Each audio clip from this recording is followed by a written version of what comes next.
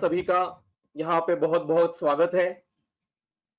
आज हम पांचभौतिक चिकित्सा पद्धति जो है इसका संहिता की दृष्टि से क्या परिचय हम कर सकते हैं इसका अध्ययन करेंगे।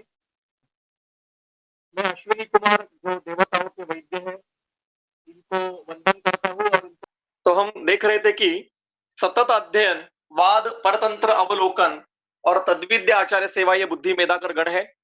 जो ये व्याख्यान की श्रृंखला आयोजित की जा रही है ये सतत अध्ययन का ही एक प्रसंग है और इसके बाद में वैद्यों के बीच में एक दूसरे के बीच में चर्चा होनी चाहिए और फिर उसके साथ जो विषय हम चर्चा लेने वाले हैं इसका सभी तंत्रों में से अवलोकन होना चाहिए और जिन लोगों ने इस शास्त्र को पूरा समझा है, पूरा जाना है और जिसका आचरण करते हैं, ऐसे आचार्यों के सहवास में हमें रहना है और उनसे सीखना है। ये सब बुद्धि मेधाकर गण है।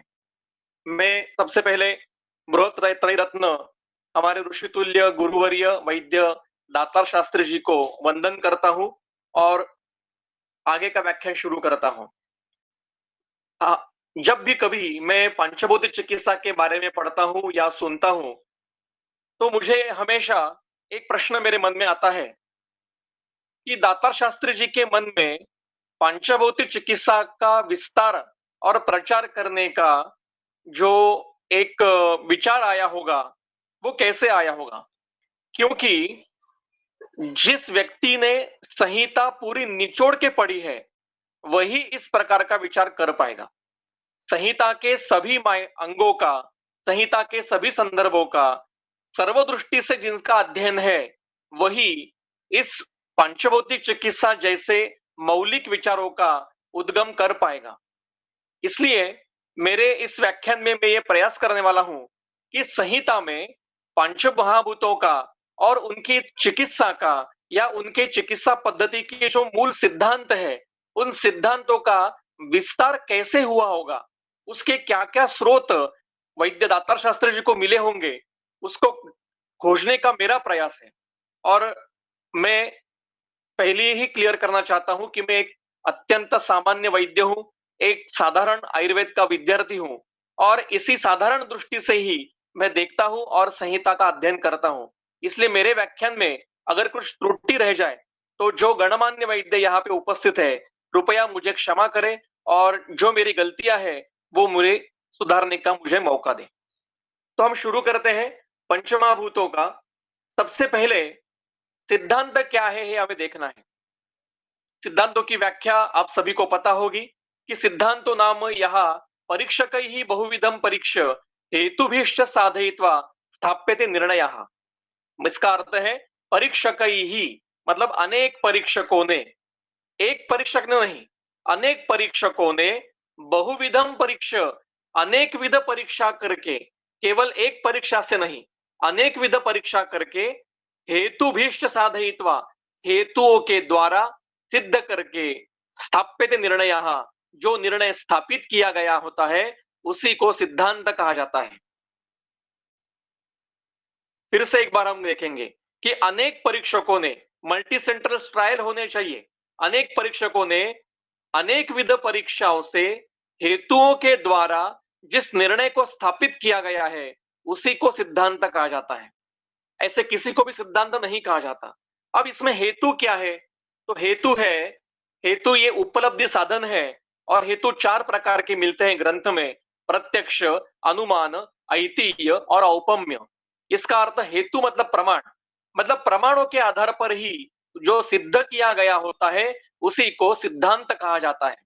जो प्रमाणों के ऊपर सिद्ध नहीं होता उसको सिद्धांत नहीं कहा जाता। अब सिद्धांतों की व्याख्या देखने के बाद सिद्धांत के कई व्याख्याएं और भी मिलती है, जैसे न्याय सूत्र में विमृश्य प्रतिपक्षाभ्याम अर्थ अवधारणम निर्णय, मतलब अनेक पक्षों का विमर्श करके विषयों के अर्थों का निश्चय करना ये निर्णय है, इसको सिद्धांत कहा जाता है।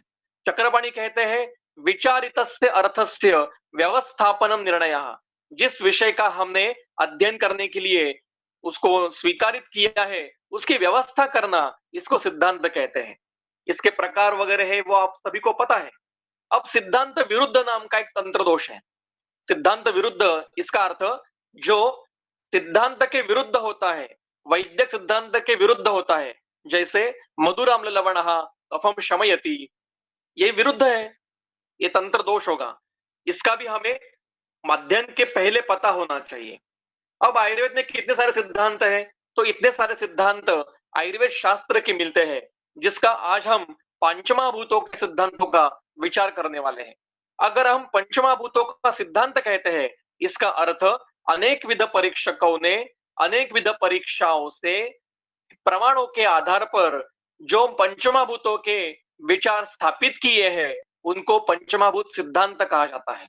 और ये आयुर्वेद का अत्यंत मौलिक सिद्धांत है, मूलभूत सिद्धांत है, क्योंकि इसी के ऊपर सब कुछ खड़ा हुआ है।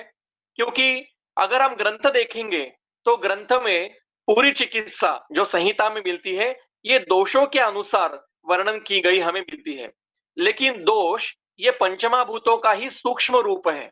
इसलिए शायद ऐसा हुआ होगा कि दोषों का विचार करने से उनके पीछे जो महाभूत है, इनका विचार किया जाए तो और विस्तार से इसका विचार हो सकता है, और विस्तार से और सूक्ष्मता से इसके जड़ तक हम जा सकते हैं। इस विचारों से पांचभौतिक चिकित्सा का उद्गम हुआ होगा, ऐसा एक एक जो विचार है मेरा, मैं रख रहा हूं।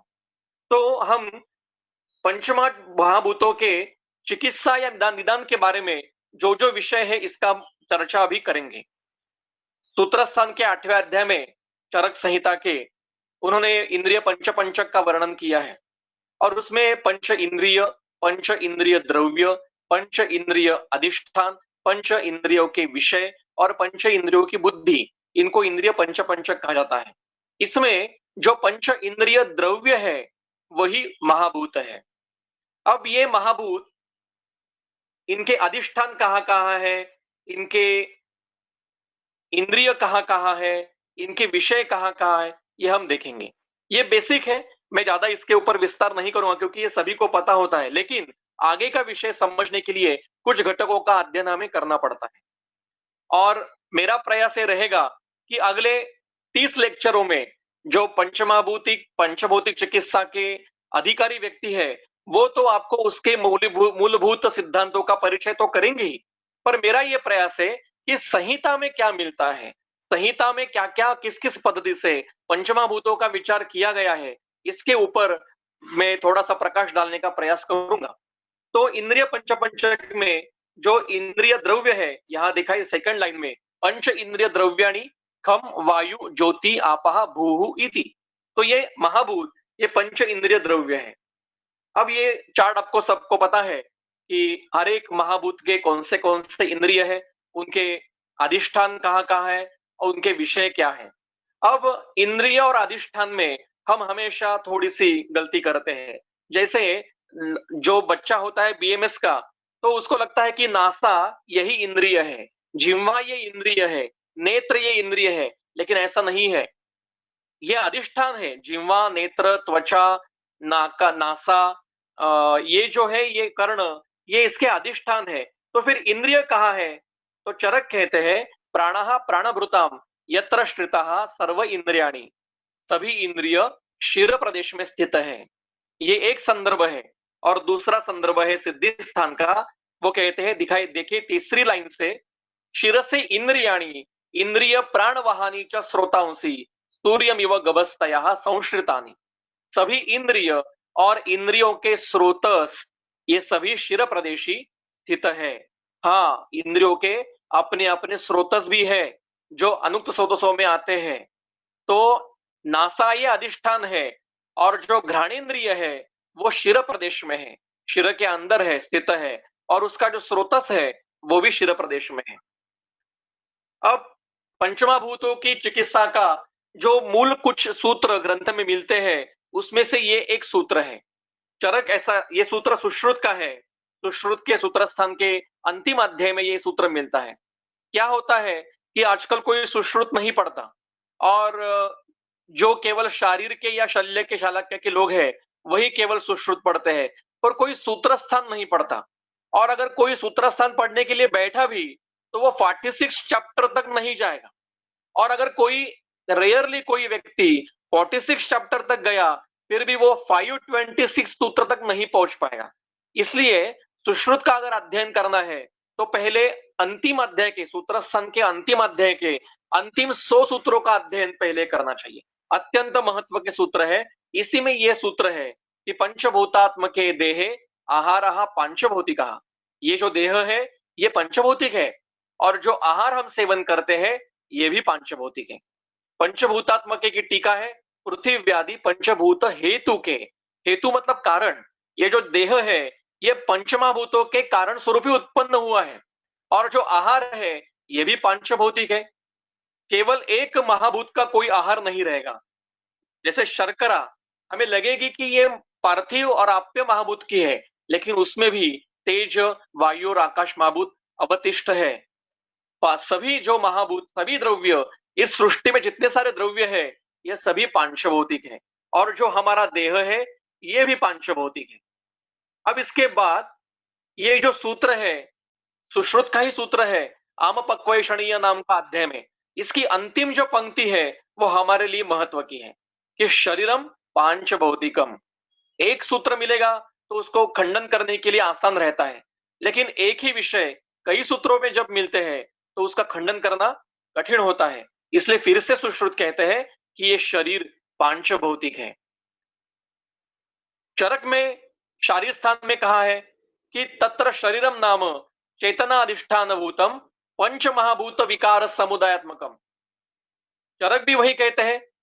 क्या कहते हैं टीका में देखिए जो बोल्ड करके लिखी है टीका, पंचानाम महाभूतानाम विकाराः रसादयः शरीर आरंभकः।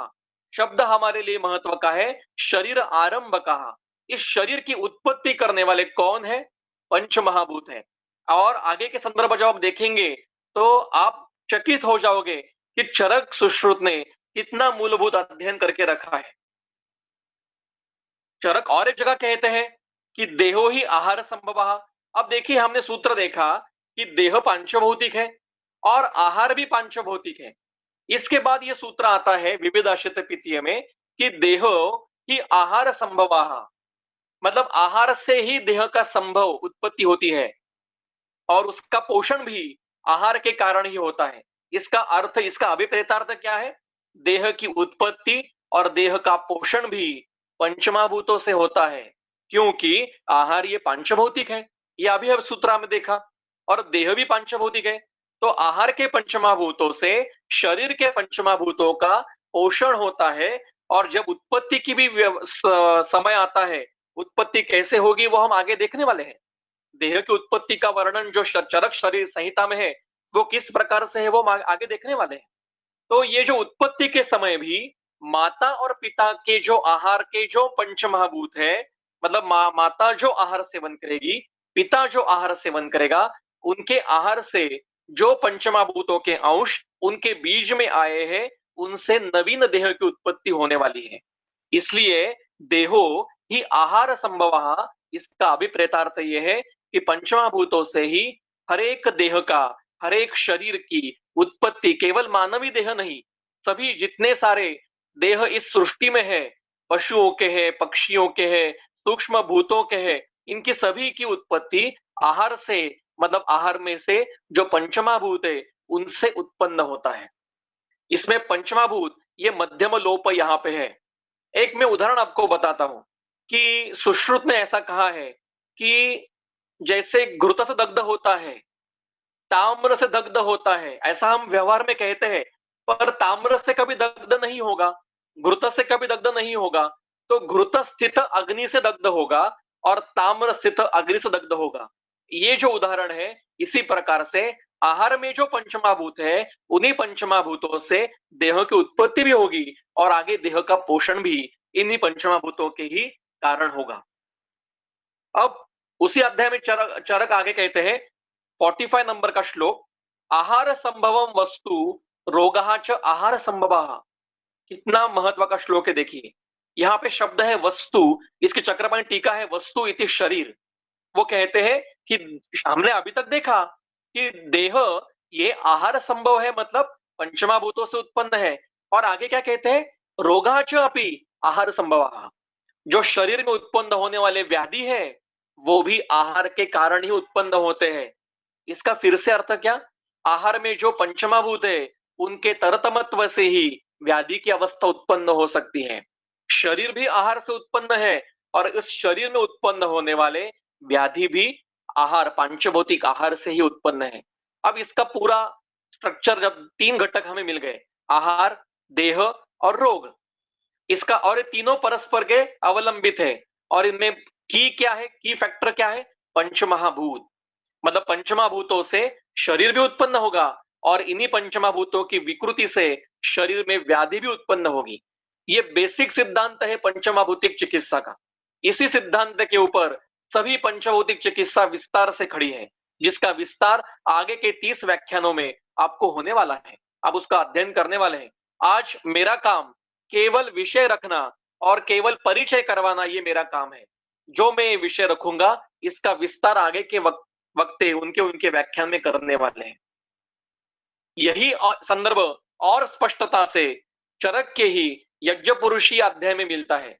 क्या कहते हैं वो? यज्ञो देहा तज्जो व्याधया। देह जिससे उत्पन्न हुआ है उसी से व्याधि उत्पन्न होती है। उससे मतलब पंचमहाभूतों से। देखिए 29 नंबर का सूत्र, येषाम एव ही भावानाम संपत संजनयेत नरम तेषाम एव विपद व्याधीन विविधान समुदीरयेत। पहले शब्दशः देखेंगे क्या अर्थ है कि जिन भावों के कारण शरीर में संपत निर्माण होता है, अच्छे गुण उत्पन्न होते हैं, शरीर में आरोग्य प्रस्थापित होता है, उन्हीं भावों के विकृति से विविध प्रकार के व्याधियों की उत्पत्ति होती है। यहाँ पे भाव मतलब क्या, ये मूल चरक सूत्र में नहीं है, ये काम टीकाकार का है। और टीकाकार अपने टीका में बताते हैं। देखिए टीका, और ये सिद्धांत कहते हैं इसको। सिद्धांत का अर्थ क्या है?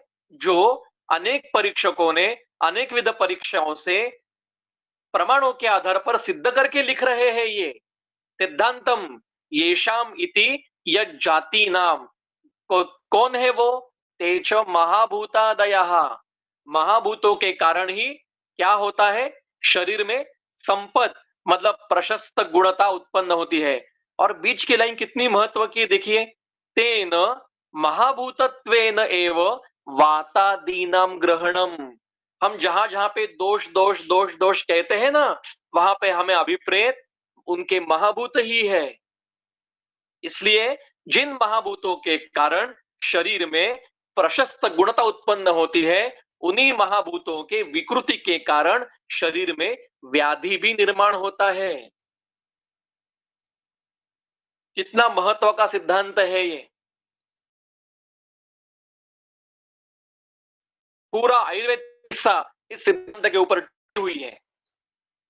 फिर से एक बार मैं दोहराता हूं, जिन महाभूतों के प्राकृत अवस्था के कारण शरीर में संपद गुणता, प्रशस्त गुणता उत्पन्न होती है, उन्हीं महाभूतों के विकृति के कारण उसी शरीर में व्याधि भी निर्माण हो सकती है। इसका अर्थ क्या है?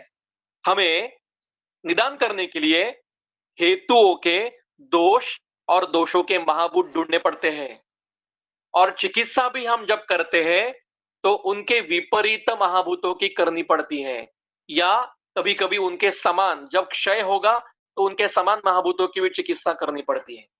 अगर फिर से संपद उत्पन्न करना है तो महाभूतों को प्राकृत स्वरूप से वहां पे निर्माण करना पड़ेगा। यही चिकित्सा का बेसिक सिद्धांत है। अब एक और सूत्र क्या कहते हैं, देखिए द्वितीय पंक्ति, सर्वम द्रव्यम पांचभौतिकम अस्मिन अर्थे। चेतन हो या अचेतन हो, सभी द्रव्य ये पांचभौतिक है। ये अत्यंत महत्व का विषय है। कोई भी चिकित्सा हम करते हैं, कोई भी चिकित्सा के लिए साधन हम ढूंढते हैं, तो वो पांचभौतिक है, ये कभी भूलना नहीं चाहिए। चाहे जल का उपयोग किया हो, चाहे मिट्टी का उपयोग किया हो, सुवर्ण सूर्यशेखर का उपयोग किया हो, वसंत कुसुमाकर का उपयोग किया हो, या और कुछ द्रव्यों का उपयोग किया हो, हर एक द्रव्य ये पांचभौतिक है। जो जो द्रव्य मिलते हैं सृष्टि में वो सभी पांचभौतिक हैं। इसी के बाद सुश्रुत ऐसा कहते हैं कि अनेन निर्दर्शनेन नानौषधि भूतम जगति किंचित द्रव्यम अस्ति इति कृत्वा। इस जगत में अनौषधि नहीं है, ऐसा एक भी द्रव्य नहीं है। हर एक द्रव्य औषधि है। इसकी डलन की टीका देखिए, इदानीम सर्वस्य एव जगतः स्थावर जंगमाख्यस्य पांचभौतिकत्वेन सर्वम औषधम। इसका अर्थ क्या है? औषधों के सिद्धांतों के पीछे भी ये द्रव्य पांचभौतिक है, ये ग्रंथकार नहीं भूलते हैं। और उन पंचमाभूतों का विचार चिकित्सा में कैसे करना चाहिए, इसी का विचार वो करते हैं। उन्होंने उसका संक्षेप बाद में दोषों के स्वरूप में किया, पर जब मूलतः इसका अध्ययन चल रहा होगा तो वो पंचमाभूतों के विषय में ही चल रहा होगा।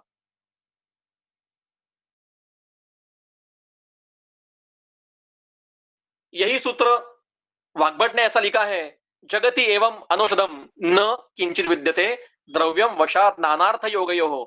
एवं मतलब पंचमाभूत आरब्धेन गुरुवादि गुण योगेन द्रव्याणाम जगति अस्मिन अनौषधभूतम न किंचित द्रव्यम अस्ति।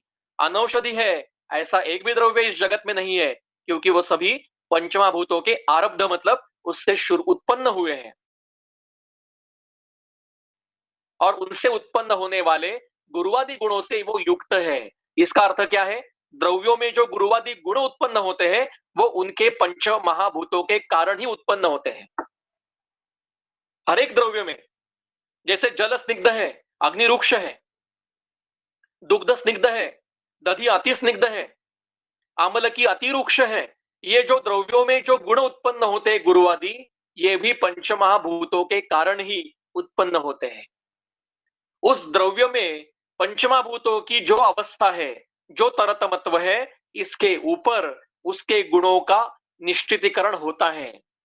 अगर आज हमें कुछ अनुक्त द्रव्यों का गुण निश्चय करना है, जैसे पिज्जा का गुण, पिज्जा के गुण क्या है, वड़ा पाव के गुण क्या है, चाह के गुण क्या है, कॉफी के गुण क्या है, आइसक्रीम के गुण क्या है, और भी जो द्रव्य नए नए आए हैं, इन द्रव्यों के जैसे क्या है अपना कोवी है या फ्लावर है या टोमेटो है, पोटैटो है, इन द्रव्यों के अगर हमें गुण निश्चय करने हैं तो पहले उनके पंचमाभूतिक अवस्था हमें ढूंढनी पड़ेगी, तभी उनके अनुक्त गुणों का हम अध्ययन कर सकते हैं।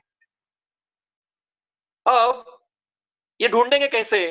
तो सुश्रुत कहते हैं तत्र पृथ्वी व्यप्तेजो वायवाकाशानाम समुदायात द्रव्य अभिनिर्वृत्ति। हर एक द्रव्य का उत्पत्ति, निर्वृत्ति मतलब उत्पत्ति, हर एक द्रव्य की अभिनिर्वृत्ति ये पांचों महाभूतों के समुदाय से होती है। हर एक द्रव्य में पांचों महाभूत है और इनका जिसमें इसका उत्कर्ष है, इसके ऊपर हम कहते हैं इदम पार्थिवम, इदम आप्यम, इदम तैजसम, इदम वायव्यम, इदम आकाशीयम इति। ये हम उसके उत्कर्ष जिसका व्यपदेश है, उस व्यपदेश के आधार पर हम कहते हैं कि ये पार्थिव द्रव्य है, या आप्य द्रव्य है, या आकाशीय द्रव्य है। पर मूलतः द्रव्य कैसा है? पांचभौतिक है। इसलिए ये सूत्र हमारे लिए अनुक्त द्रव्यों का अध्ययन करने के लिए, ये सूत्र हमारे लिए बहुत महत्व का सुश्रुत का सूत्र है। अब आगे देखिए, टीका में भी उन्होंने कहा है तत्र सर्वेषामेव द्रव्याणाम पंचभूत अभिनिर्वृत्तत्वात् पृथक द्रव्याणाम पृथिव्यादि आरब्धानाम परमार्थ भेदो नास्ति उत्कर्ष उपाधि भेदम दर्शयन। मतलब पंचमभूतों के उत्पत्ति के कारण ही हम इनके अनुक्त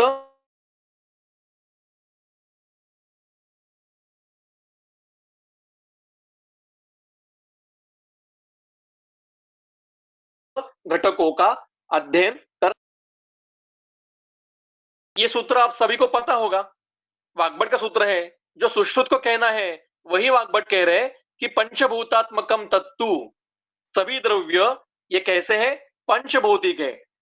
टीका में भी वही दिखा, देखिए मैंने बोल्ड करके रखा है, सर्वस्य पंचमाभूतात्मकत्वात्। और इसी को आगे कहते हैं व्यपदेशस्तु भूयसा। अरुणद कहते हैं यत्र द्रव्ये यद भूतम भूयिष्ठम अधिकृतम तेन तस्य व्यपदेशः संज्ञा भवति। पृथिव्याः अधिकयोः उत्पादितम द्रव्यम पार्थिवम एवं आप्यम तैजसम च वेद्यम। इसका अर्थ द्रव्यों के जो विषय या द्रव्यों की चिकित्सा या चिकित्सा में द्रव्यों का जो निर्णय करना है, इसमें भी ग्रंथकार पंचमाभूतों का ही विचार कर रहे हैं और उसका विचार करके ही व्यवहार कर रहे हैं। देखिए हेमाद्रि क्या कहते हैं, इदम पार्थिवम इदम आप्यम इत्यादि भेदेन व्यवहारः। ये केवल संहिता में वर्णन करने के लिए नहीं है, इसका व्यवहार में भी हमें इसी संज्ञाओं के साथ उपयोग करना पड़ता है। अब आगे वो कहते हैं, अंबु योनि अग्नि पवन नभसाम समवायतः तन निर्वृत्ति विशेषश्च।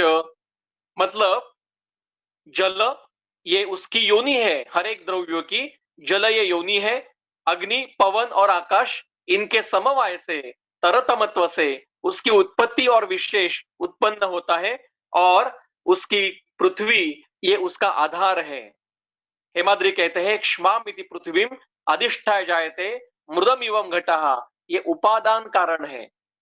इसके आधारत्वेन, हेमाद्रि अरुणरत्न कहते हैं, पृथ्व्याख्येन भूतेन आधारत्वेन उपकृत्य, हर एक द्रव्य की उत्पत्ति के लिए 5 महाभूतों की जरूरत होती है, लेकिन उनका उत्पत्ति में जो कार्य है वो अलग अलग है।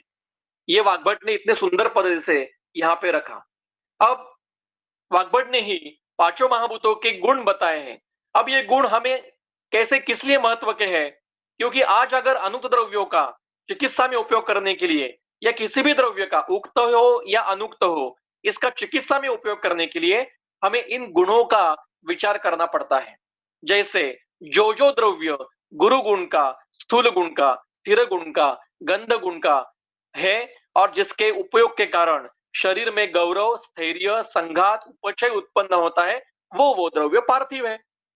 जो द्रव्य खाने के बाद उदर गौरव उत्पन्न होगा, शरीर गौरव उत्पन्न होगा, वो पार्थिव होगा। ये अनुक्त द्रव्यों के गुणों के निश्चिति के लिए महत्व का है। मतलब उस समय में भी जब द्रव्यों के गुणों का निश्चितीकरण चल रहा होगा कि अमलकी के गुण क्या है, शाली के गुण क्या है, बाकी जो द्रव्य है सभी, इतने सारे द्रव्यों का वर्णन आयुर्वेद में है, इन सभी द्रव्यों की गुण निश्चिति जब चल रही होगी, तो इन गुणों को उन्होंने कई लोगों में सेवन करने के लिए बोला होगा। फिर उनका ऑब्जर्वेशन करके क्या क्या लक्षण उत्पन्न होता है वो देखा होगा, और उसके बाद फिर उनको ये पार्थिव है या अप्य है या कौन सा द्रव्य है, और फिर उस पार्थिव महाभूत के जो गुण है वो उस द्रव्य में है, इसका निश्चितीकरण उन्होंने किया। इस प्रकार से ये हमें मिलता है। और आज भी अगर अनुक्त द्रव्यों का हमें गुण निश्चिति करनी है तो इसी प्रक्रिया से हमें जाना पड़ेगा। वैसे आप्य जो द्रव्य स्नेहन, विषंदन, क्लेदन, प्रहलाद बंध करता है वो आप्य है, और उसके गुण फिर द्रव, शीत, गुरु, स्निग्ध, मंद, सांद्र, रस, ये उसके गुण होंगे। यही आग्नेय के गुण है कि जो दाह, भा, वर्ण, प्रकाश, पचन कार्य करेगा वो द्रव्य आग्नेय है, और उसके गुण रुक्षादि है।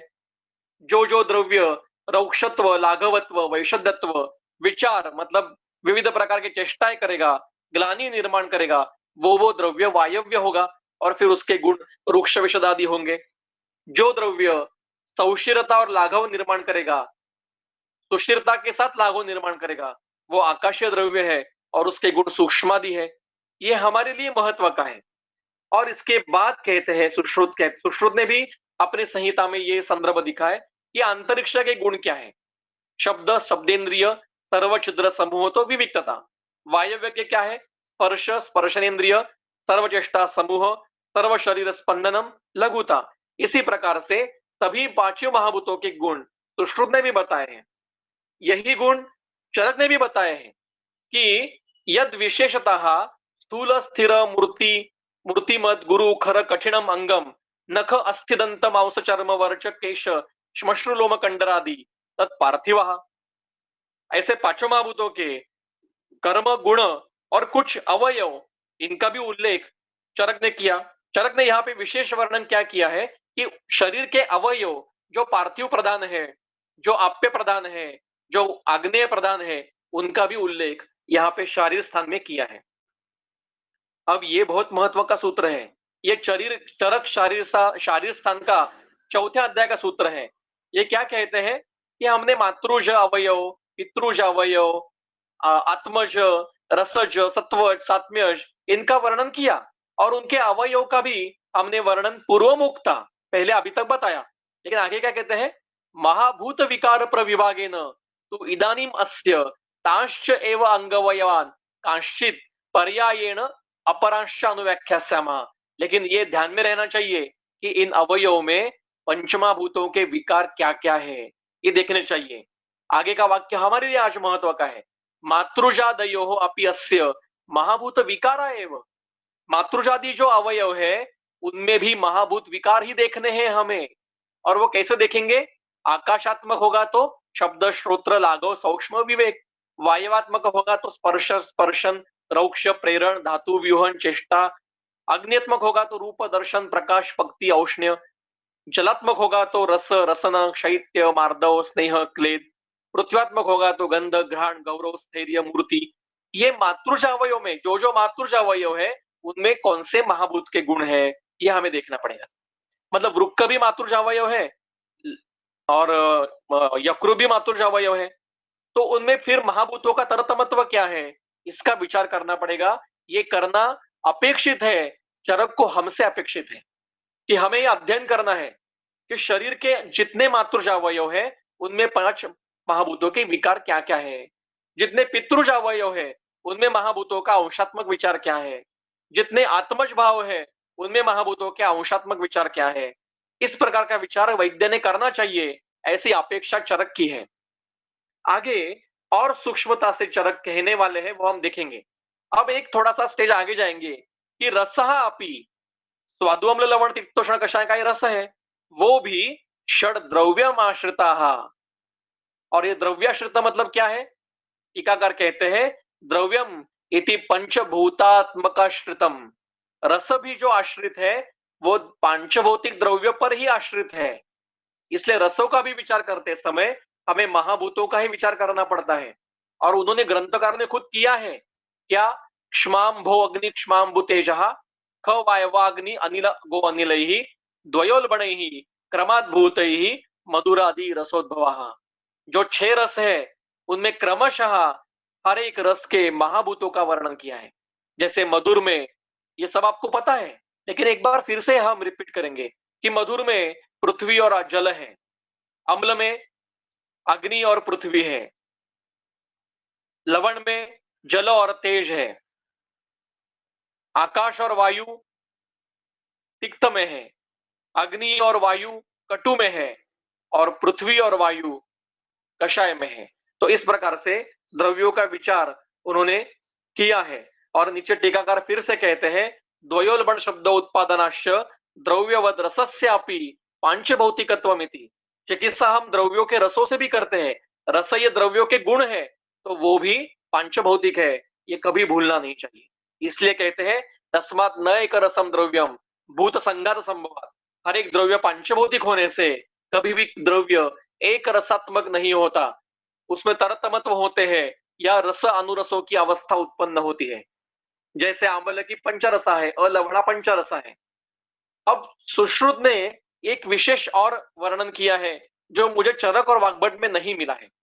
सुश्रुत के सूत्र स्थान के 41 चैप्टर द्रव्य विशेष विज्ञान में ये सूत्र आता है और यहाँ गुणों का पंचभौतिकत्व ये बहुत सुंदर पद्धति से वर्णन किया है।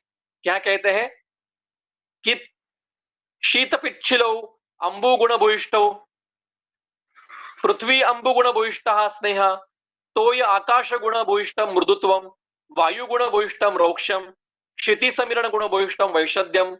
इस प्रकार से हमें गुणों का भी पांचभूतों का विचार करना पड़ता है। यह अध्ययन के लिए बहुत महत्व का विषय है।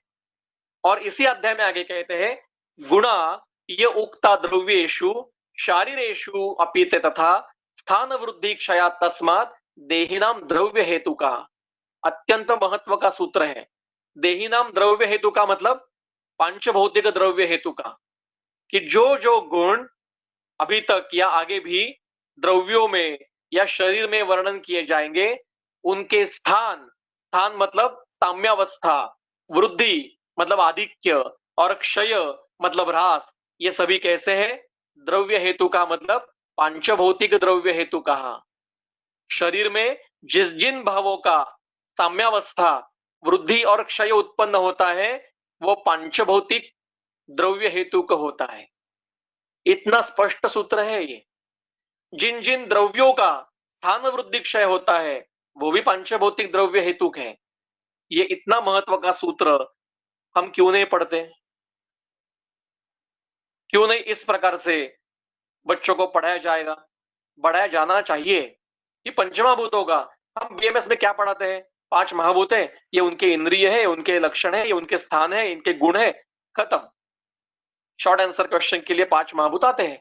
लेकिन चिकित्सा में इनका विचार कैसे किया है, निदान में इनका विचार कैसे किया है, ये पढ़ाना चाहिए। और यही विचार शायद दाता शास्त्री जी का इसके पीछे होगा। अब कुछ अलग घटकों का हम अध्ययन करेंगे। रक्त ये पंचभौतिक है, मैंने एक उदाहरण लिए के लिया है, इसको तंत्रोक्ति लगाएंगे हेत्वर्थ, और उस तंत्र से हम सभी धातु घटक ये पंचभौतिक है और इनमें भी पंचमभूतों का विचार करना पड़ता है, इसका अनुमान हम कर पाएंगे। यहाँ पे पहले ही सूत्र में कहा है कि तत्र पांचभौतिकस्य, रक्त कैसा है? पांचभौतिक है। और आगे कहते हैं स खलु आप्यो रसो, मतलब पांचभौतिक होकर भी वो आप्य प्रधान है, और आप्य होकर भी फिर उसको रागत्व रस आप्य होकर रक्त को आप्यत्व प्राप्त होता है, मतलब रस रक्त भी आप्य प्रधान पंचभौतिक है। अब अगला विषय, पुरुष का वर्णन कैसे किया है? तो वो कहते हैं कि अस्मिन शास्त्रे, क्योंकि दर्शनों ने अलग अलग वर्णन किया है, लेकिन इस आयुर्वेद शास्त्र में पुरुष किसको कहेंगे? जो पंचमाभूत और शरीरी समवाया, आत्मा, आत्मा का अर्थ यहाँ पे परमात्मा नहीं है तो जीवात्मा, और जीवात्मा का अर्थ क्या है वो हम आगे देखने वाले हैं। जीवात्मा और 5 महाभूतों का समवाय को पुरुष कहते हैं।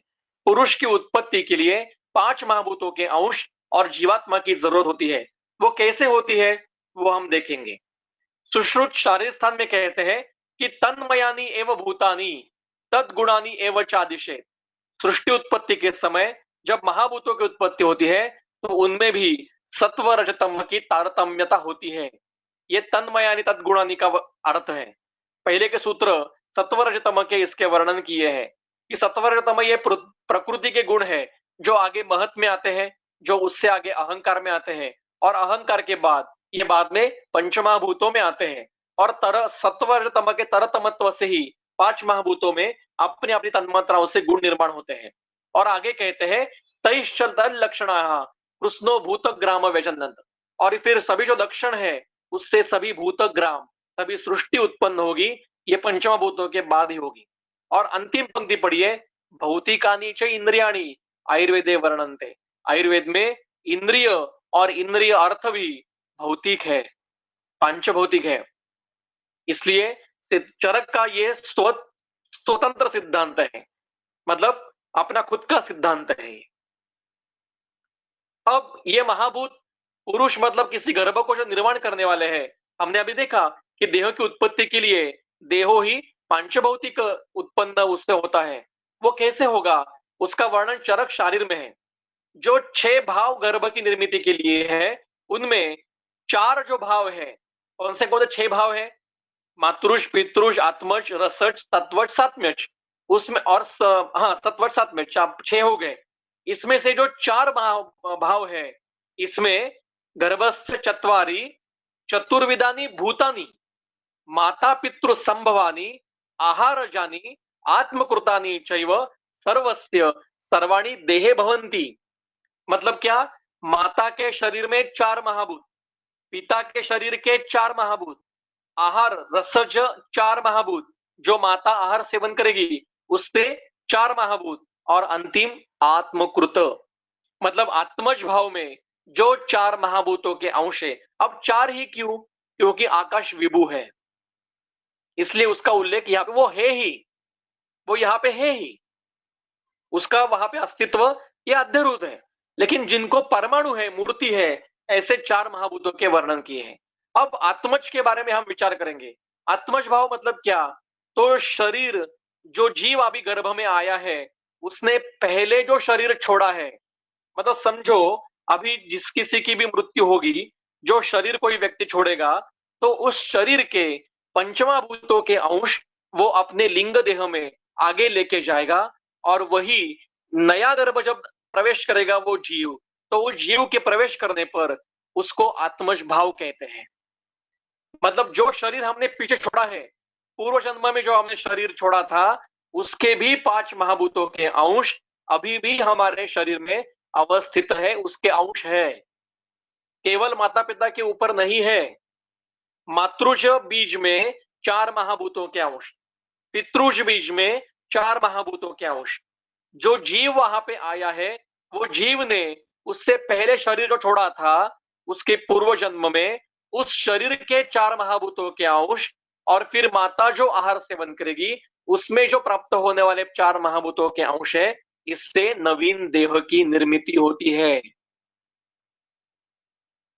कितना महत्व का सूत्र है ये। और विचार पंचमहाभूतों का ही किया गया है। आगे आगे जाएंगे। अब कुल मिला के महाभूतों के 16 अंश प्राप्त होते हैं। कौन से? रस, आत्म, माता, पितृ, संभवानी, भूतानी, विद्यात, दश षट् देह। ये मैं नहीं कह रहा हूं, चरक कह रहे हैं। आगे कहते हैं चत्वारि तत्र आत्मनि संश्रितानि स्थितः तथा आत्मा च चतुर्षु तेषु भूतानि माता पितृ संभवानी रजः शुक्रम च वदन्ति गर्भे। रज में क्या है अपेक्षित? रज कहना मतलब क्या अपेक्षित है? माता के शरीर के 4 महाभूत उसमें है। पिता का शुक्र जब कहते हैं तो उसमें क्या अपेक्षित है? पिता के शरीर के 4 महाभूत अपेक्षित है, क्योंकि आकाश तो विभु है, वो हर जगह पे। आकाश नहीं है ऐसी एक भी जगह नहीं है। इसलिए रसज, आत्मज, मातृज, पितृज, इनमें हर एक के 4-4 महाभूतों के अंश, ऐसे 16 अंश इकट्ठे होते हैं और फिर उनके तरतमत्व से नए शरीर के महाभूतों की निर्मिति होती है। और ये कैसे होती है? अंतिम पंक्ति पढ़िए, देहांतराणी आत्मनि याति याति। हर एक नवीन देह के निर्मिति के समय ये प्रक्रिया होती है। फिर से एक बार मैं कहता हूं, माता के शरीर के बीज में उसके शरीर के 4 महाभूतों के अंश, पिता के शुक्र में पिता के शरीर के 4 महाभूतों के अंश।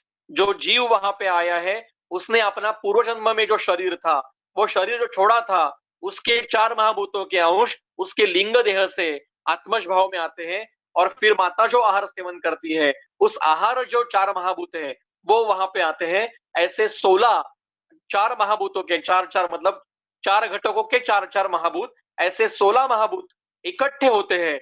और फिर उनमें जो उत्कट होगा उससे प्रकृति, आगे की प्रकृति उत्पन्न होगी। यो भवेत् दोष उत्कटः प्रकृतिर्जायते तेन। ये चरक को अपेक्षित है, इसको इस प्रकार से रखना और विचार करना। इसको हमने किया है कि मातृज शोणित, पितृ शुक्र, देहांतर गतिज आत्मज भाव, इनमें जो उत्कट महाभूत होंगे उससे उन उन प्रकार की अवयवों की निर्मिति होगी। अब देखिए, जो मातृज भाव है उनमें प्रायः पार्थिव और आप्य ये ज्यादा प्रमाण में होने चाहिए, पर आप्य ज्यादा होने चाहिए क्योंकि वो सभी मृदु अवयव है। लेकिन अगर समझो वृक्क की निर्मिति हो रही है नवीन गर्भ में, और उस गर्भ में नवीन निर्मिति होते समय मातृज भाव उत्कट होना ये नेचुरल है, क्योंकि वृक्क मातृज भाव है। लेकिन उसमें अगर उसके जो 4 अंश आए हैं उसमें पितृज भाव उत्कट हो गया, तो जन्मजात वृक्क काठिन्य, ये जन्मजात विकृति निर्माण होगी उस गर्भ में। इस प्रकार से सभी प्रकार के अवयवों की निर्मिति होती है। नेत्र का निर्माण होना है तो माता के बीज में नेत्र के अंश, पिता के शुक्र में उसके नेत्र के अंश, जो देह पहले छोड़ा था उस देह में जो नेत्र था उसके अंश आत्मज भाव में, ये तीनों इकट्ठे होते हैं। उसमें से जो उत्कट होगा उस प्रकार से गर्भ में नए उसके नेत्र निर्माण होंगे। इसलिए कभी कभी माता के नेत्र कृष्णवर्णी, पिता के नेत्र कृष्णवर्णी और बच्चों के नेत्र पिंगट वर्णी या नीलवर्णी होते हैं। ये क्यों होते हैं? क्योंकि वहां पे आत्मज भाव उत्कट हो गए। जो भाव उत्कट होगा उसके प्रकार से उसके नेत्र के वर्ण, या मैंने एक उदाहरण दिया, सभी अवयवों की निर्मिति इसी प्रकार से होती है। इसलिए शादी स्थान चरक का अत्यंत महत्व का है। अब एक और विषय जिसका विचार भी कभी कभी हम नहीं करते हैं, जो प्रश्न अग्निवेश ने पूछा था और उसका उत्तर देते समय आत्रेय जी ने महाभूतों का ही आधार लिया है। क्या प्रश्न है? अंतिम प्रश्न देखिए, अंतिम पंक्ति, द्वितीय पंक्ति, कि देहात कथम देहम उपैति अन्य आत्मा, कि एक आत्मा एक शरीर छोड़ के दूसरे शरीर में कैसे जाता है। यह प्रश्न पूछा है अग्निवेश ने चरक में, शारीर स्थान में, कि एक जीव एक देह छोड़ के दूसरे देह में कैसे जाता है। तो उसका उत्तर अत्रे जी ने कहा है, क्या उत्तर है? भूतैः चतुर्भिः सहिताः सुसूक्ष्मैः मनोजवो देहम उपैति देहात्। एक देह से दूसरे देह में जब जीव जाता है तो कौन जाता है? आत्मा भी विभु है। आत्मा कहीं पर गति नहीं करता, आत्मा कहीं जाता नहीं, कहीं से आता नहीं। आत्मा तो हर जगह पे है क्योंकि वो विभु है। तो कौन जाते हैं? मन के साथ उस शरीर के चार महाभूतों के अंश आगे जाते हैं। आकाश भी विभु है, इसलिए जो मूर्त ऐसे परमाणु के चार महाभूत है वो मन के साथ लिंग देह में, नवीन देह में प्रवेश करते हैं। ये जाते हैं मृत्यु के समय मन और चार महाभूतों के परमाणु सूक्ष्म अवस्था में बाहर निकलते हैं और वही आगे के शरीर में प्रवेश करते हैं। अब इसकी टीका बहुत महत्व की है। क्या कहते हैं टीका? देखिए, सुसूक्ष्म ही इत्यानेन अति इंद्रियो दर्शयति आकाशम इह अक्रियत्वेन देहांतर कर्मणि न उक्तम। क्योंकि वो वहां पे है ही। मनसा गच्छते इति गच्छति इति मनोजवा, मन के साथ जाते हैं। एतेन आत्मनो व्यापकस्य यदि अपि देहांतरगति नास्ति। देखिए, आत्मा को देहांतरगति नहीं है क्योंकि वो सर्वव्यापक है। तथापि अस्य मनोगति ही एव भूत संहिता गति शब्द में, लेकिन व्यवहार में हम कहते हैं कि आत्मा चला गया या आत्मा ने प्रवेश किया, क्योंकि जीव के साथ ही आत्मा की गति होती है। जीव मतलब मन और चार महाभूतों के अंश, इसको जीव कहते हैं या लिंग देह कहते हैं। अब उत्पत्ति कैसे होती है वो हम देखेंगे कि मृत्यु के बाद जीव जब अपने मूल स्थिति में चला गया है वो कैसे जाता है वो भी हम आगे देखेंगे। यहां पे भी महाभूतों का ही विचार किया गया है। क्या कहते हैं वो? जब नया जीव को नया जन्म लेना है तो वो कैसे करता है? देखिए, नीचे से 1 2 3 4 5 6 6 लाइन से नीचे से छठी लाइन पढ़ेंगे। गुणेभ्य उपादत्य से आगे, यथा प्रलय अत्यये शिश्रुक्षु भूतानि अक्षर भूतम आत्मा सत्व उपादानः। मतलब मन की गति से आत्मा पूर्वतरम आकाशम सृजति, पहले आकाश को निर्माण करता है। ततः क्रमेण व्यक्ततर गुणान धातून वायवादिकांश चतुरः, फिर आकाश से वायु, वायु से तेज, तेज से जल, जल से पृथ्वी की उत्पत्ति होती है। आगे क्या कहते हैं? तथा देह ग्रहणे अपि, ये सृष्टि की निर्मिति का समय हो गया। अब देह का उत्पत्ति होगी, उसमें भी प्रवर्तमान पूर्वतरम आकाशम एवं उपादत्ते तथा क्रमेण व्यक्ततर गुणान धातुन वायवादिका चतुरः। शरीर में भी जब उत्पन्न होना है तो इसी प्रकार से उत्पन्न होता है। ये चरक का सूत्र इसी शब्दों में तैत्तिरीय उपनिषद में है। क्या कहता तैत्तिरीय उपनिषद? तस्माद व तस्माद, इस या उस कारण से। लेकिन चरक ने 3 कारण बताए जन्म के: मोह, इच्छा और द्वेष। आइदर मोह से और इच्छा से और द्वेष के कारण। द्वेष का एक उदाहरण कोई बता पाएगा मुझे कि द्वेष से जन्म लिया?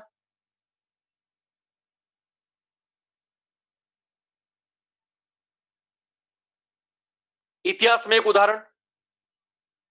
Amba, Ambika, Ambalika. Yes, exact, thank you madam. Amba का जन्म जो है वो भीष्म के प्रति जो उसका द्वेष था उसने फिर से जन्म लिया था शिखंडी के स्वरूप में। चरक शारीस्थान के प्रथम अध्याय में कहते हैं कि जीव जो जन्म लेता है वो आइदर मोह से या इच्छा से या द्वेष से जन्म लेता है, और फिर उस कारण से प्रथमतः आत्मानम आकाशः संभूतः, जो जीव है वो आकाश तत्व में आता है। आकाशात वायु, आकाश तत्व से वायु तत्व में आता है, उसके आकाश के गुण लेकर आगे वायु तत्व में आता है। वायु हो तेजसः, वायु और आकाश के गुण लेकर तेज तत्व में आता है। तेजसात उदकम, फिर तेज से उदक में आता है। उदकात पृथ्वी, फिर पृथ्वी तत्व में व्याप्त हो जाता है। पृथ्व्यात औषधयः, पृथ्वी पर जो वनस्पतियां उत्पन्न होती है इनमें यह जीव अवस्थित हो जाता है। औषधयात अन्नम, और जो अन्न इस वनस्पति से बनाया जाएगा या जो खाएगा इसके शरीर में वो जीव प्रविष्ट हो जाएगा। अन्नत पुरुषम, इसका अर्थ क्या है? जो जीव हमारे घर में जन्म लेने वाला है वो हमारे घर में जब मतलब जन्म लेते समय जो गर्भावस्था में जाएगा तो वो अन्न के द्वारा ही प्रवेश करता है।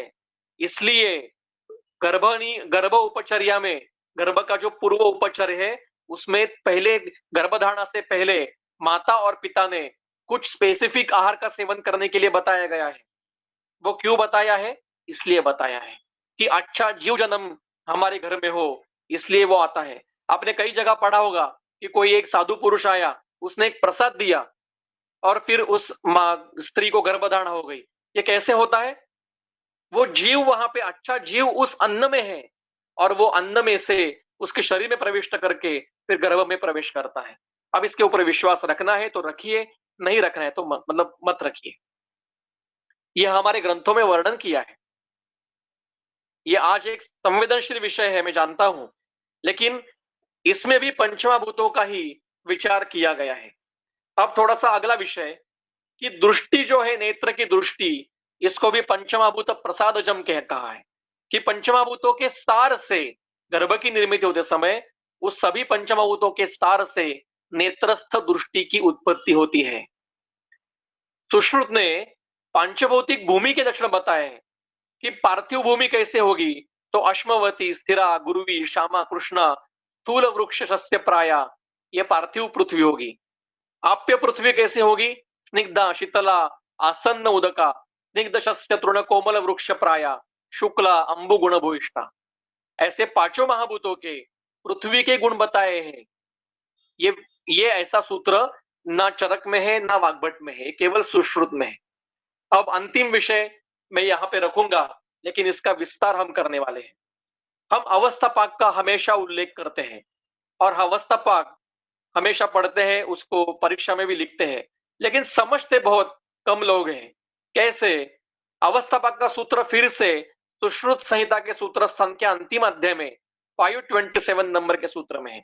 ये सूत्र ऐसा है: अविदग्धः कफम पित्तम विदग्धः पवनम पुनः सम्यक विपक्वो निस्सारः आहारः परिब्रूहयेत्। इसके अन्वय के साथ टीका दल्लड़ ने लिखी है कि अविदग्धः मधुर आहारः कफम परिब्रूहयेत् अतिशयन वर्धयेत्। मतलब जब पहला अवस्था भाग होता है, कभी कभी किसी को प्रश्न उत्पन्न हुआ कि केवल 3 ही अवस्था भाग क्यों है? मधुर, अम्ल और कटु। लवण, कषाय और तिक्ता अवस्था भाग क्यों नहीं है? क्योंकि ये अवस्था पाक रसों के नहीं है, ये अवस्था पाक उनके पंचमहाभूतों के हैं। हाँ, मैं एक बार फिर से कहता हूं, अवस्था पाक रसों के नहीं है, उनके महाभूतों के हैं। मधुर अवस्था पाक का अर्थ आहार मीठा होता है, ऐसा नहीं है। मधुर अवस्था पाक का अर्थ, मधुर मतलब पार्थिव और आप्य, जहां जहां पे जब ये अवस्था होगी अन्न की, तो अन्न में से जो आहार सेवन किया है उसमें से पार्थिव और आप्य महाभूतों का विघटन अब शुरू हो गया है, इसलिए इसको मधुर अवस्था पाक कहते हैं। अम्ल अवस्था पाक मतलब अन्न खट्टा हो जाता है, ऐसा नहीं है। अम्ल का अर्थ है पार्थिव और आग्नेय। तो अब आहार में से पार्थिव जो शेष बचे है वो, और अब तेज महाभूतों के परमाणुओं का विघटन उस अवस्था में शुरू होता है, इसलिए उसको अम्ल अवस्था पाक कहते हैं। आगे कटु अवस्था पाक है। कटु का अर्थ आहार तीखा हो जाता है, ऐसा नहीं है। कटु मतलब आग्नेय और वायवीय, जो शेष बचे आग्नेय है और फिर अंतिम वायु महाभूत के परमाणु, इनका विघटन वहां पे होता है। आकाश तो विभु है, वो वहां पे रहेगा ही। तो ये महाभूतों के विघटन की अवस्था है। मधुर अवस्था भाग मतलब आहार के पार्थिव आप्य महाभूतों के विघटन का काल, और इससे फिर कफ का पोषण होगा। मतलब क्या कि कफ के महाभूत भी पार्थिव आप्य है, इसलिए कफ का वहां पे आगे निर्मिति उन महाभूतों से होगी। इसलिए मधुर अवस्था पाक में पार्थिव आप्य महाभूतों की निर्मिति होकर फिर उससे आगे शेषम दोष की परमाणु की निर्मिति होती है। अम्ल अवस्था पाक में आग्नेय और पार्थिव द्रव्यों से पित्त महाभूत ये महाभूत होकर फिर पित्त दोष की निर्मिति होती है। और कटु अवस्था पाक में आग्नेय और वायव्य महाभूतों के परमाणु की निर्मिति के बाद में फिर वायु महाभूत के परमाणु की निर्मिति, वायु दोष की निर्मिति होती है। ये विचार अवस्था पाक के पीछे है। यह अवस्था पाक रसों के नहीं है कि आहार मीठा हो गया, आहार खट्टा हो गया, आहार तीखा हो गया, नहीं। आहार का पंचभौतिक जो विघटन होगा वो 3 स्तर पे होगा। प्रथमतः पार्थिव और आप्य ही निर्माण इनका विघटन होगा। अब प्रथम था पार्थिव और अप्य ही क्यों निर्माण इनका विघटन होगा, यह प्रश्न मन में आना चाहिए। सबसे लघु तो आकाश और वायु है, वो पहले निकलने चाहिए थे, पर नहीं, पहले पार्थिव और अप्य महाभूत आगे उनका विघटन शुरू हो गया है। क्यों? क्योंकि उत्पत्ति जो है वो अगर आकाश से वायु, वायु से तेज, तेज से उदक, उदक से पृथ्वी है, यह अगर उत्पत्ति है तो उसकी जो नाश है वो एग्जैक्टली उल्टा होगा। जब भी किसी द्रव्य का नाश होने वाला है तो उसमें से पहले पार्थिव घटक बाहर निकलेंगे, फिर तेज, फिर जल बाहर निकलेगा, फिर तेज निकलेगा, फिर वायु निकलेगा और फिर आकाश निकलेगा। जीव जब मृत्यु से बाहर निकलता है, शरीर से बाहर, तो वो पहले पृथ्वी तत्वात्मक होता है, इसलिए हम उसको शरीर को पार्थिव कहते हैं। फिर हम उसको तर्पण करते हैं, उदक में जाएगा, उदक में जाता है, फिर उसको जलाते हैं क्योंकि वो तेज, उसका तेज तेज में चला जाएगा, वायु वायु में चला जाएगा, इसलिए उसको पांचभौतिक हो गया है, वो ऐसा हम कहते हैं मृत्यु के बाद। अगर उत्पत्ति ऐसी है तो नाश ऐसा होगा। अब जब हम आहार सेवन करते हैं तो उस पंचभौतिक आहार का विघटन होता है, मतलब नाश होता है, इसलिए प्रथम था पार्थिव और अप्य महाभूतों की विघटन शुरू होता है, इसलिए पहले मधुर अवस्था भाग होता है। मधु शब्द का अर्थ यहाँ पे मीठा ऐसा नहीं है, मधुर का अर्थ वहां पे पार्थिव और अप्य है। अम्ल का अर्थ पार्थिव और आग्नेय है, और कटु का अर्थ आग्नेय और वायवीय है। ये महाभूतों का विचार किया गया है अवस्था पाकों में, ये मीनिंग बिटवीन द लाइन्स है इसका अवस्था पाक का। अब यही विषय थोड़ा सा आगे का चक्रपाणी ने भानुमति टीका में लिखा है कि जब महाभूतों की निर्मिति हो जाएगी तो आगे क्या होता है, ये आहार रस फिर एक एक धातुओं से आगे चला जाएगा और फिर सप्त सप्त धातुओं से, धात्वाग्नि से धातुओं की निर्मिति हो जाती है। अब धात्वाग्नि क्या है? धात्वाग्नि क्या है?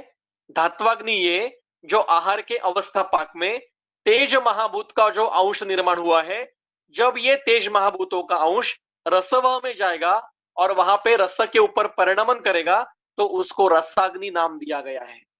वही तेज महाभूत का अंश आगे रक्तवह में जाएगा और रक्त की निर्मिति की प्रक्रिया करेगा, तब इसको रक्ताग्नि कहा जाता है।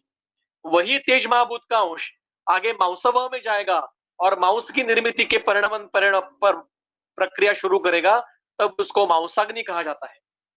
धात्वाग्नि कुछ अलग नहीं है, 7 अग्नि शरीर में ऐसे जले हुए ऐसा नहीं है, ये सभी तेज महाभूत के ही अंश वहां वहां जाते हैं, उनको उस समय उस नाम से संबोधित किया जाता है। इसलिए पांचभौतिक आहार का अवस्था पाक में पांचभौतिक विघटन होता है और फिर धातु परिणामोत्तर धातुओं की निर्मिति होती है। अब पंचभौतिक अग्नि का भी वर्णन है, वो क्या है? भौम, आप्य, आग्नेय, वायव्या, पंच उष्माण सनाभसः, मतलब 5 महाभूत जो शरीर में निर्माण होने वाले हैं अवस्था पाक के, उनमें फिर परम्यूटेशन कॉम्बिनेशन होके महाभूतों की निर्मिति होती है, उनसे दोष की निर्मिति होती है। लेकिन जो भौम पृथ्वी महाभूत का परमाणु है, उसमें जो तेज महाभूत का अंश है, आपने वो देखा होगा कि जो तन्मात्रा का परिणमन होता है, मतलब एक महाभूत में उस महाभूत की तन्मात्रा आधी होती है और बाकी महाभूतों की 1/4 तन्मात्रा होती है। तो जो तेज महाभूत का अंश पृथ्वी महाभूत के परमाणु में है उसको भौमाग्नि कहते हैं। जो तेज महाभूत का अंश जल महाभूत के परमाणु में होता है उसको अप्य अग्नि कहते हैं। ऐसे ही आग्नेय, वायव्य और नाभस, ऐसे पंचभौतिक अग्नि का वर्णन किया है। ये सर्व शरीर में है और ये क्या करता है? पंच आहार गुणान स्वान पार्थिवादीन पचंती, वो अपने अपने अवयवों को पचाता है। मतलब पार्थिव अग्नि पार्थिव घटकों का परिणमन करके शरीर में जहां जहां पृथ्वी महाभूत की निर्मिति की जरूरत है वहां वहां वो परमाणु पहुंचा देता है। क्या करता है वो? पार्थिव अग्नि आहार में से जो पृथ्वी महाभूत का परमाणु मिला है अभी, उसके ऊपर प्रक्रिया करके शरीर में जहां जहां पृथ्वी महाभूत के परमाणु की जरूरत है वहां वहां पे उसको जाके बिठाता है। जलाग्नि क्या करेगा? जो आहार से जल महाभूत का जो परमाणु मिला है उसके ऊपर प्रक्रिया करके उसको शारीर रूप देकर फिर जहां जहां पे जल महाभूत की परमाणु की आवश्यकता है उसको वहां पे भेजने का कार्य करता है। ये गति वायु की हो सकती है, पर ये जो परिणमन की प्रक्रिया है ये पंचमहाभूताग्नि की है। और फिर आगे क्या होता है, यथा स्वम स्वम च पुष्णंती देहे द्रव्य गुणा पृथक पार्थिवा पार्थिवानेव शेषा शेषा सकृष्णसः। तो पार्थिव घटकों से शरीर में जो पार्थिव घटक जहां जहां आवश्यकता है वो वहां पे दे दिए जाएंगे, जहां जहां वायव्य घटक की जरूरत है वहां वहां वायव्य घटक दिए जाएंगे। इसके बीच की प्रक्रिया ये पंचमाभूत अग्नि की है। यही सूत्र चरक के शारीर स्थान में है, यथा स्वम च ते पुष्णंती पक्वा भूत गुणान पृथक। और ये गुण मतलब यहाँ गुण शब्द ये पंचमाभूत आश्रित गुणों के लिए है। यथास्वम ये येषाम महाभूतान आत्मीय गुणः ते यथास्वम आत्मीयन वन्निना पक्त्वा आत्मीयान एव देहस्थानान महाभूत गुणान पुष्णंती। जो मैंने अभी हिंदी में कहा वही टीका अरुण रत्न संस्कृत में यहाँ पे लिखी है। अतिशय महत्व की टीका है ये, और वही सूत्र है पार्थिवा पार्थिवानेव। ये चरक का ही सूत्र है, लेकिन टीका बहुत महत्व की है। अभी समय कम है, आप बाद में टीका इसकी पढ़ लीजिए। अब यहाँ पे विकृति कैसे, हमने प्राकृत अवस्था देखी, अब विकृति निर्माण कैसे होगी कि जो अन्न देह धातु ओज बल वर्ण इनका पोषण करता है तत्र अग्नि हेतु, वहां पे अग्नि हेतु है, और नहीं अपक्वात आहारात रसादया भवंती। अपक्व आहार से रसादी धातु निर्माण नहीं होते हैं। इसका अर्थ क्या है कि शरीर की प्राकृत परिणमन करने के लिए, शरीर में धातु परमाणु की निर्मित करने के लिए जैसे महाभूतों की जरूरत है, वैसे विकृति भी अपक्वता भी से, महाभूति अपक्व रहकर उनका परिणमन पूरा न होने से शरीर में रसादी धातुओं की निर्मित ठीक से नहीं होती। ये भी सूत्र अत्यंत महत्व का है। अब अंतिम सूत्र देखेंगे, और फिर ये सूत्र सुश्रुत के 15वें अध्याय में है। वो कहते हैं रस निमित्तम एवं स्थौल्यम कारशम च। रस निमित्त इसका अर्थ आहार रस निमित्त, और आहार रस का अर्थ आहार रस में जो 5 महाभूतों के परमाणु है उनसे ही स्थौल्य और कार्शन निर्माण होते हैं। अब उसके हेतु क्या है, तत्र श्लेष्मल आहार सेविना। अब श्लेष्मल आहार इसका अर्थ क्या है, कफ वृद्धि कर आहार इसका अर्थ क्या है, जिस आहार में पृथ्वी और आप महाभूत की निर्मित होती ज्यादा मात्रा है उसको श्लेष्मल आहार कहेंगे।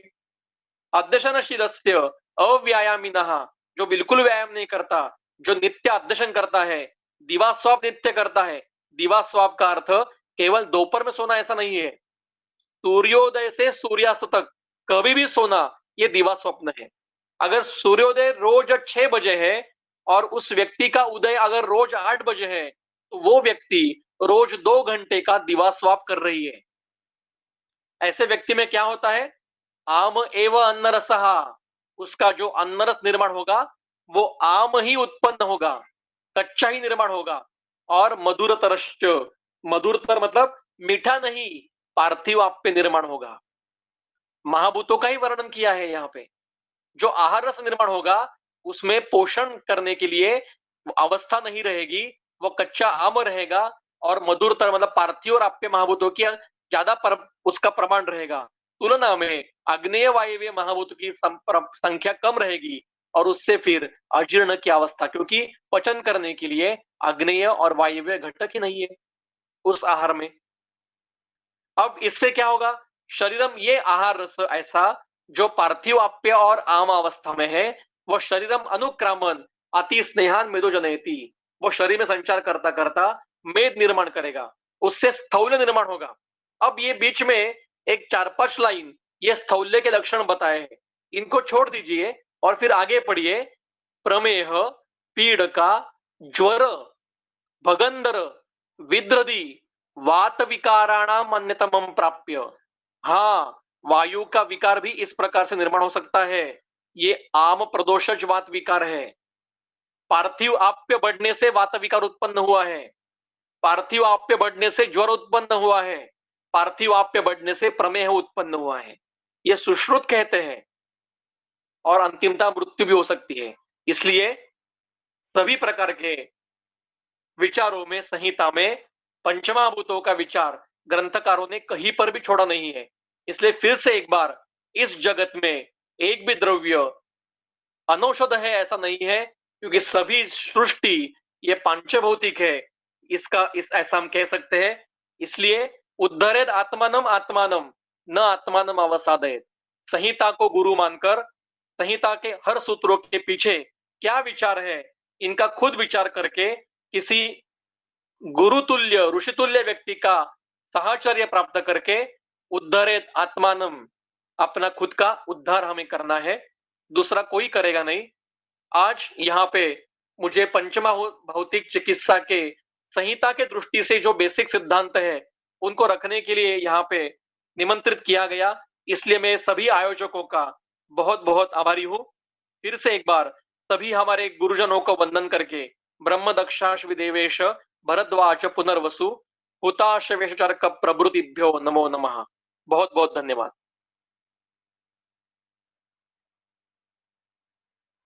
धन्यवाद सर। सर, आपके इतने अमूल्य ज्ञान के लिए आपका बहुत बहुत धन्यवाद। मेरा आप सभी से निवेदन है कि अगर किसी का कोई भी प्रश्न है तो वो यहाँ पूछ सकते हैं। मैंने बहुत संक्षेप में वर्णन किया है, इन सभी विषयों का विस्तार से वर्णन आगे के व्याख्यानों में होने वाला है।